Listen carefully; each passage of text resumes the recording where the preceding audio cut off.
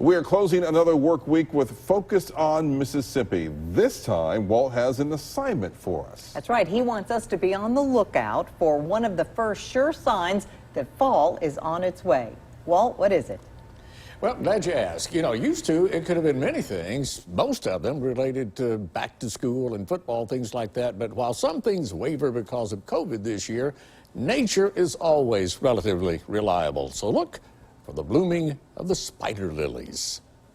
Congratulations to my Facebook friend Tracy Pruitt in Vicksburg. She sent me this photo the other day of the first spider lily she's seen this season, so she gets the prize. Only there really isn't a prize, except the realization that the world is about to change. Now, the earliest ones I've ever seen came about mid-August, blooming along the path to the cemetery at Longwood in Natchez. The ones in my yard don't pop up until later in September. Between mowings, they spring up full grown.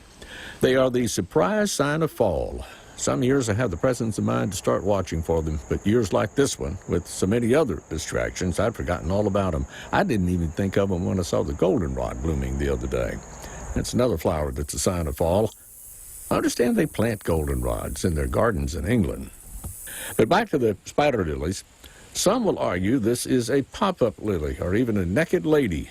Pop-up because they grow so fast, naked lady because the stem has no leaves, just the naked stalk and the flower. Mama called them spider lilies, and so that's what we call them. I guess that's where most people get their common names for their flowers, from what their mamas called them. I discovered they aren't always red. I saw these yellow ones in a yard at Lake Washington, south of Greenville. They're very hardy and prolific. You'll see them on ditch banks or out in the woods or in empty lots. No doubt they ran away from a tame bed planted nearby at one time or another. Sometimes they're the only reminder that people used to live on that spot. Well, them and the daffodils that do the same thing in the spring, bloom all over the place. But wherever you see them, they're the first sign that fall is on its way, and there's a change coming. Now, to me, that change means cooler weather, anticipation of the holidays and the new year, and hopefully a good change. But if it's not, they'll always bloom again next year and maybe signal something better by then.